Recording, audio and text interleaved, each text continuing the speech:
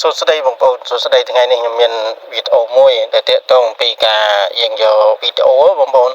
វីដេអូយកមកដាក់ជាមួយនឹងទូរស័ព្ទរបស់យើងមើលទៅដូចតែយើងកាន់ទូរស័ព្ទតែម្ដងបងប្អូនហើយបងប្អូនខ្លះហ្នឹងក៏គាត់ធ្វើបានហើយបងប្អូនខ្លះក៏គាត់ធ្វើអត់ទាន់បានទេបងប្អូនណានេះគេដាក់រូបភាពជើបងប្អូននេះរូបភាពខ្ញុំចូលនេះបងប្អូនរូបភាពចឹងបងប្អូនដោយតែយើងថតជាវីដេអូហើយយើងយកមកកាត់ដាក់នឹងទូរស័ព្ទតែយើងកាន់ដូចយើងកាន់និយាយចឹងបងប្អូន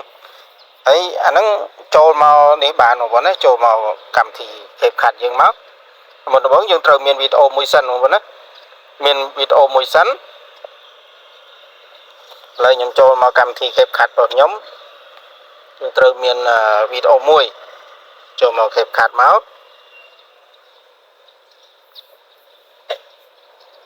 តមកយើងយកពាក្យថា new video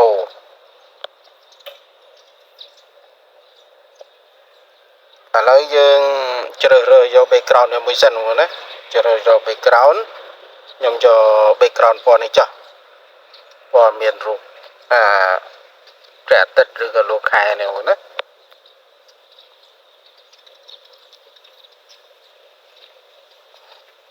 បន្ទាប់មកខ្ញុំត្រូវសេរីពន្ធវាសិនសេរីទំហំបងប្អូនទំហំ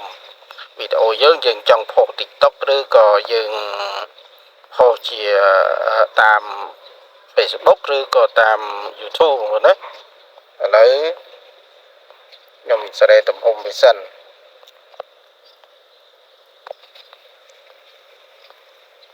តមកបងប្អូនយកពាក្យថា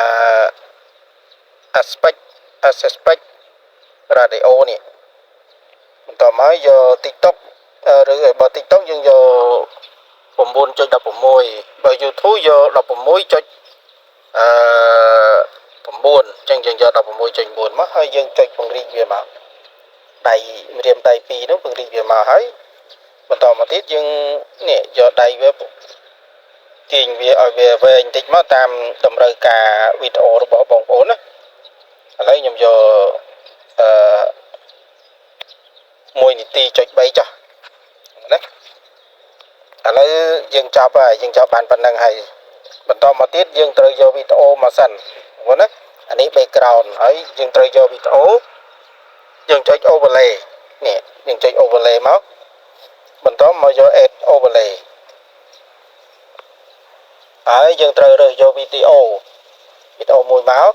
វីដេអូនេះខ្ញុំយកវីដេអូខ្ញុំថតបកានេះយើងជាចាំបាច់យើងត្រូវមានវីដេអូសិនបងប្អូនណាឥ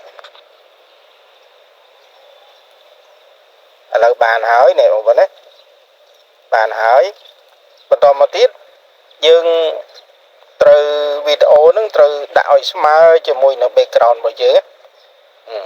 ឥឡូវ background ហ្នឹងវាវែងអញ្ចឹងខ្ញុំត្រូវពង្រួម background វាសិនបងប្អូនណាដោយសារវីដេអូយើងរៀងខ្លីអញ្ចឹងយើងទាញវាមកវិញមកចុចទាញវាមកទាញវាបានទៀតមកទាញទៅមិនឲ្យវាស្មើនឹងវីដេអូយើងហ្នឹងបងប្អូន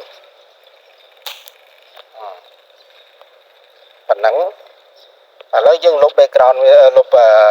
សញ្ញាសញ្ញាខាត់វាសិនមកញ៉ា logo វាកុំឲ្យវាជាប់បន្តមកបានហើយយើងបានប៉ុណ្ណឹងហើយតមកយើង add overlay ទៀតយករូបភាពយើងមួយទៀតរូបភាពទូរស័ព្ទរបស់យើងចុចយក photo បន្តមកខ្ញុំយកពាក្យថាយករូបទូរស័ព្ទមួយដាក់ឲ្យបងប្អូនមើល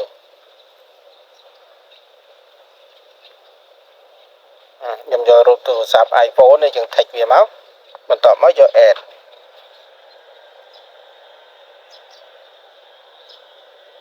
វាបានហើយចឹងបងប្អូនត្រូវពង្រីកដៃសងខាងអាម្រាមដៃយើងពីរហ្នឹងពង្រីកវាមកដើម្បីដាក់ឲ្យវាស្មើហើយពង្រីកទៀតមកហើយបើថាវីដេអូយើងធំយើងអាចពង្រួមវាបន្តិចទៀតមកបានដើម្បីឲ្យវាស្មើនឹងទូរស័ព្ទរបស់យើងហើយយើងពង្រួមវាមកវិញពង្រួមទូរស័ព្ទនេះ គេដាក់ធ្វើម៉េចឲ្យបានប៉ិនទូរស័ព្ទរបស់យើង អានេះវារៀងធំចឹងយើងពង្រឹងវីដេអូបន្តិចទៀត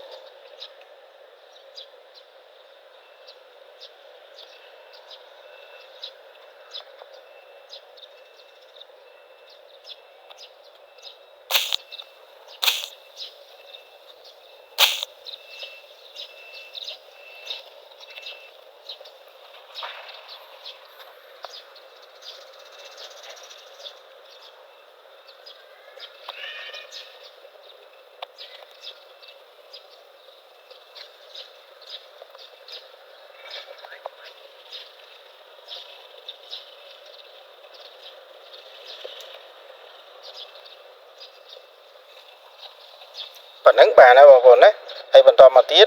យើងទាញនេះទាញយើងចុចវាមកចុចរូបទូរស័ព្ទហ្នឹងទាញវាមកចុចជាប់ហើយទាញវាដើម្បីឲ្យវាស្មើជាមួយនឹងវីដេអូនិង background យើង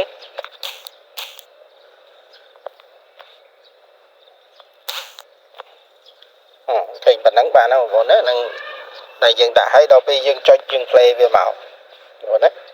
ដោយសាររូបភាពនេះពណ៌បៃតងដូចគ្នាដែលយើងដាក់ទៅវាដូចជារៀងអត់ស្អីច្បាស់បងប្អូនណាធ្វើម៉េចយើងដាក់ឲ្យផ្ទុយនឹងរូបភាពបងប្អូនឥឡូវយើង play វាមក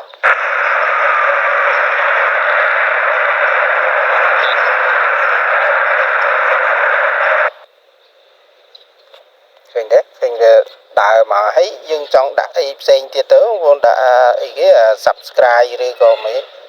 ដាក់សញ្ញា subscribe ទៅដូចថាយើងផុសក្នុង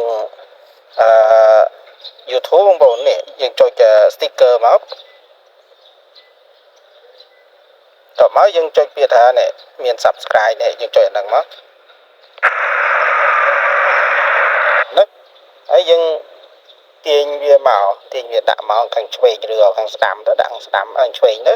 ហើយបន្តមកយើងចុចវានេះចុចខាងចុងហ្នឹងឲ្យវាមកស្មើគ្នាជាមួយនឹងវីដេអូយើងជាមួយនឹងជាមួយនឹង background យើងឲ្យវាស្មើគ្នានេះប៉ុណ្្នឹងបានហើយបងប្អូនណាប៉ុណ្្នឹងបានហើយយើង click វាមកប៉ុណ្្នឹងបានហើយវីដេអូមួយអាហ្នឹងគេដាក់ចឹងជ្រើសរើស background ទី2យើងបញ្ចូលជាមួយនឹងវីដេអូមកសិនយើង add overlay វាមកសិនមកហើយបន្តមកទៀតយើង add add នឹងរូបភាពទូរស័ព្ទរបស់យើង add រូបភាពទូរស័ព្ទរបស់យើងមកហើយចឹងវីដេអូហ្នឹងគឺមានប៉ុណ្្នឹងទេបងប្អូនណាសូមអរគុណនិងសូមជម្រាបលា